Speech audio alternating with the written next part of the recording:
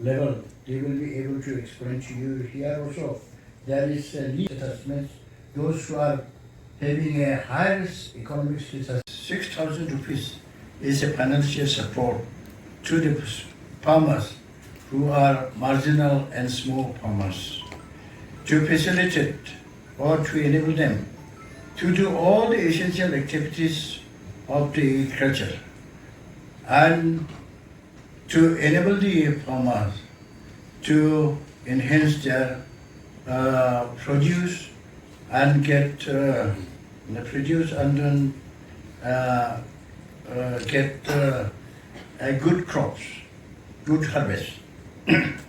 So it is a initiative from the Prime Minister himself, because he has a vision that by 2047, the whole country agriculture sector will be transformed and it will maintain a high standard like the farmers, like any other countries in the world.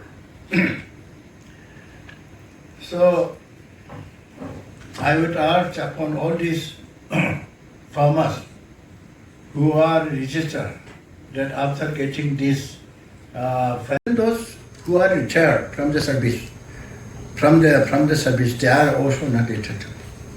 So only those genuine farmers who are doing this farming right from their ancestors and continue to be